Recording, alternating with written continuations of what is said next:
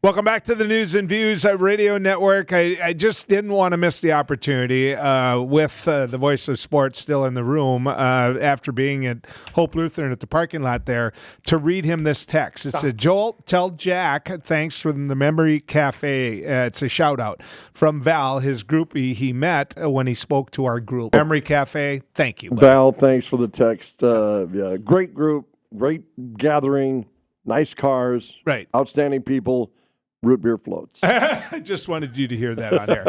The mayor of Fargo is in. Mayor in here. I'm out. Yeah, the mayor is in. By the way, put the key down. He doesn't get to the key to the city right off the bat. I mean, Jack's sitting there waiting. Yeah, Congratulations. Well, I don't know if he can make a Memory Cafe that happy. He probably deserves. Look at that. Yeah. Do they give you great big keys you just put in your car, and then how do they work that, Josh? You know, I just got my name badge yesterday, so I don't have too much yet. So that would be rushing it? Yes, exactly. The mayor of Fargo, Josh Boschee, joins us. Mayor, how you liking the job so far? You know where the bathroom is? I do. It's been a blast. It's been a lot of fun. A lot of meetings. I didn't realize how full the day would be, but now that I've been onboarded with a lot of the different entities within the city and committees and all that, I'm excited to kind of just get to work on some things now. I remember a while back talking about this a lot on air, and I just thought it was a fabulous idea, and I still do, and I think you understand it now better than anyone, but that is a full-time job. Absolutely. It's interesting. The team in the commission office continue to make comments about, God, you're just really busy or just booked all day. And I kind of jokingly refer, I was like, well, what was Mayor Mahoney doing all the day? Was he taking naps? Was he not coming in? Well, I didn't realize how much he was out of the office for his other job, and he had to balance that, right? And so I'm fortunate that, the previous commission funded this to be a full-time position, and I know Mayor Mahoney had worked on that for years. He thought it was important. But yeah, it's great. I can be in the office from 8 to 5, be out in the evenings and weekends at community events, and I'm having a lot of fun so far. See, one of your strengths, Josh, has always been meeting people. And to me, that's going to be such a big part of your job for the first months is just meeting people, remembering what they do with you. And, and that plays right into your wheelhouse. Yeah. And that's where I think the part where I like to talk about having fun. Last night I spoke to a Kiwanis Club. Hour and a half, we had a conversation about all the things going on in the city. And that's, again, one of the things I think Mayor Mahoney wasn't able to do because of the time constraints was, as someone who campaigned from outside of City Hall, I was critical of a number of things. Now that I'm in there, I've learned, some of the things I was critical of weren't necessarily true. It's just we don't do a good enough job talking to the public about what is happening every day in the city. And so I'm excited to help share that information, whether it's how we are going to grow, what does it mean if we increase utility rates, what's the budget priorities, what is the reality of our debt, all those conversations that come up, and just doing a better job of us communicating that out and working with the commission to do that. How do your departments work together? Grade them. I mean, is there work to be done there, or are they communicating? From my experience, they get an A+. The challenge is they have limited time. Just so many hours, only a certain number of hours in the day. So I've been impressed with the leadership in the different departments. And again, as a growing city, there's a lot of moving parts and got to make sure the right hand's talking to the left hand. And that's frustrating to the public sometimes because that takes time. But I think they're doing a great job. So I'm really interested in visiting with them about how can we maybe be more efficient, or what would that look like, what resources they need so they can make sure they're also able to do their work because they're in a lot of coordinating meetings throughout the week. See, you see the ones behind the scenes that have that aren't, it isn't glamorous. I see the police department, the fire department, the emergency response, all of them, because I see them, right? And I know them a little bit better. It's amazing to me how they know their roles, and yet they work so well together. Nobody is trying to rush to be the hero at the scene. The shootout over here was one of the best examples I could give. I mean, they just work so well together. Yeah, and that's, I think, again, especially as we're going into, we're in the middle of the budgeting process, hearing these department leaders, whether it is public safety or engineering or public works saying, we have a lot of needs as a growing city, but I don't want to cut off the foot to my colleague in their department with their needs. There's a recognition that as a city, there's a lot we need. So how do we balance that? And that's that's really rewarding to hear them talk about, I might need some more law enforcement, but we also need snowplow drivers. So how are we going to get there? Yeah. One of your first moves that you made is, created a little bit of controversy, and that's making Mayor Mahoney an employee of yours. Speak to that, if you will. Yeah, so Mayor Mahoney applied to the public health officer, which is a statutorily required position. So there was an RFP put out. It's a contracted position. And if I remember correctly, there was 4 applicants, or at least 4 finalists, all medical doctors here in town. But through the interview process and the civil service scoring of that rubric, Mayor Mahoney just stood out above the rest based on his experiences, specifically being able to make tough decisions at tough times as that public health officer. So I think the untold side of that story is the work that the public health department has done over the last several years to reduce that compensation. They recognize that while we were previously compensating the health officer at a level commensurate with a lot of MDs, we didn't need them for that much time. And so reducing the contracted hours, reducing that compensation, there's heat. $38,000 for someone who's working part-time, extremely part-time, is a lot of money. I understand that. But it was $120,000 about 5 years ago. So it's been brought down significantly. I want to give you a chance to respond to some of the things I said on air, or Commissioner Turnberg said on air, which was that it's a changing, it's a turning of the page, and Mayor Mahoney being involved in city government, should that have been let go?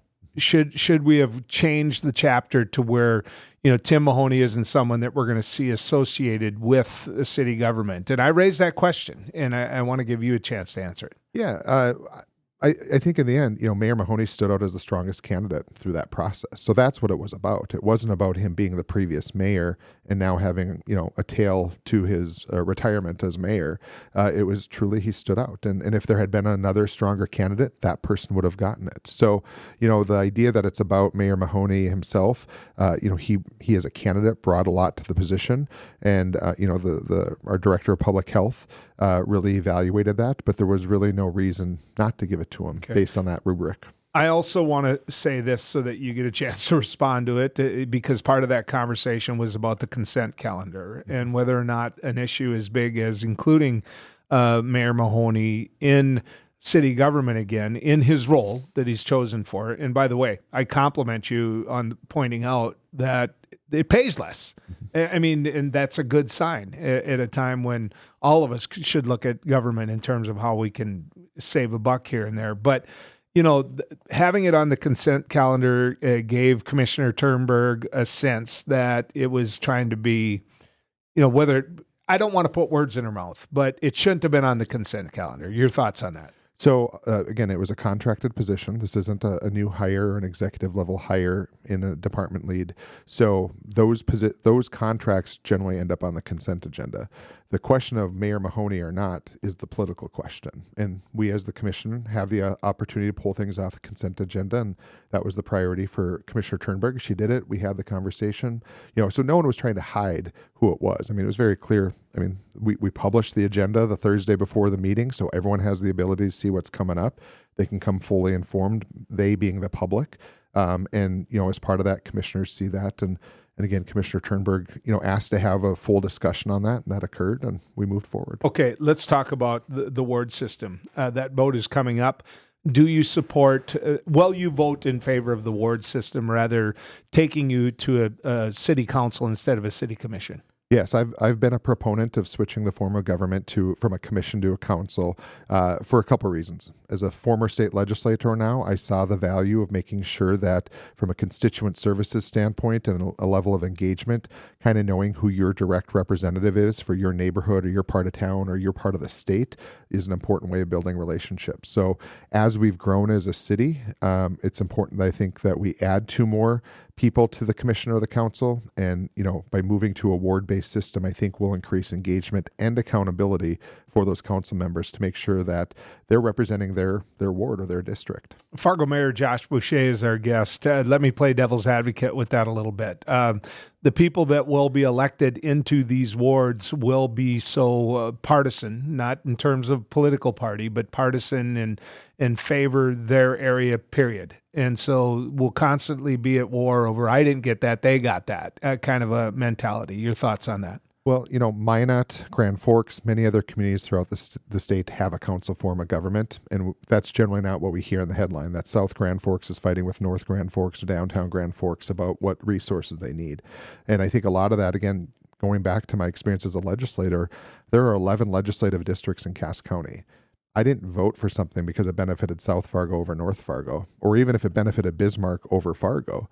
You look in that position at what's best for the community, and sometimes there's give and take, and there's negotiation that happens as part of that, and that's what I think is important. I want to make sure South Fargo and North Fargo has someone advocating for them, but at the end we're getting to the decision of what's best for Fargo. And what about the argument that you can't get rid of a bad one? That the ward may love them, but clearly they're not the face, the voice, everything that belongs when it comes to representing Fargo. They're just trouble, and you can't get rid of them. Yeah, I'd have the same answer for some of our legislative districts. Again, there are legislators who, headlines in the last couple of weeks that I don't think are representing their district well, aren't representing Fargo or the state well.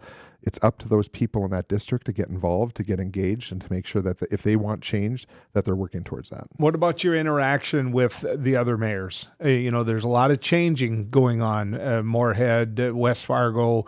You got to include Dilworth and Horace and all this now. How are you interacting so far with those other mayors? Yeah. So the mayors of West Fargo and Moorhead, we spend a lot of time together, both through the Diversion Authority and a number of other kind of planning regional groups. I've had the opportunity to visit with the mayor of Harwood. Mayor of Dilworth met prior to the election. Haven't made it down to visit with the mayor of Horace yet. But those are important conversations, especially as we talk about being a growing region. And I think with the changing of the guard and a lot of the mayor positions is, maybe even going back to this ward conversation, is we see ourselves in our identity of I'm a West Fargoan, I'm a Fargoan, I'm a Moorheadian. But where is that appropriate from a political subdivision? And then where regionally do we need to have stronger communication and conversations about partnership? And so what does that look like for public safety? The housing conversation, it's not just one city needs housing, it's our entire metro needs it. Transit, some of those where it's like, how do we think differently about how we provide services for our entire community? Because the citizens, whether they live in Fargo or not, we all use the metro as if it's one giant community or one city. And so those political subdivisions, you've got to blur those lines at times. And that's what I'm excited in the conversations we've been having with folks is about where can we move the needle on different things. Yeah.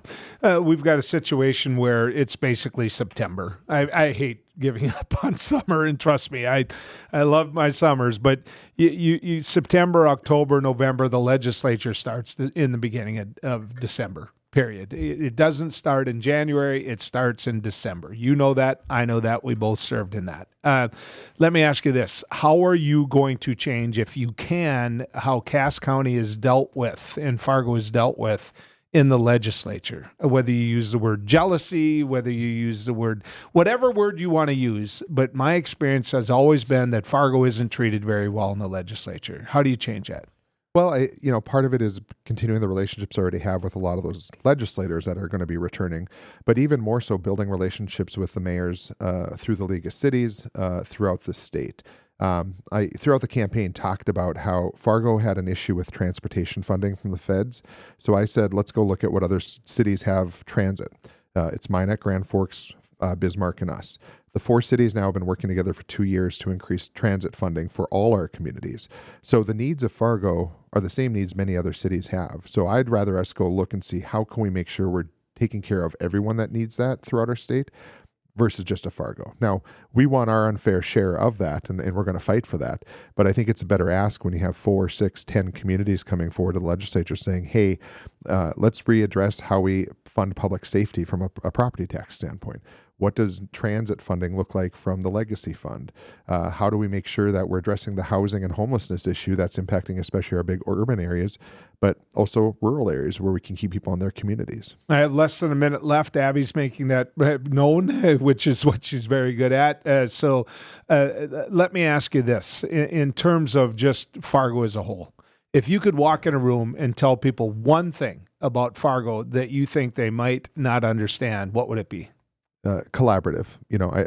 I just continue to see everywhere we go, whether it's in the private sector, those of us in government, our school systems, we're working together, and I think that's just part of our DNA in this community throughout the entire metro.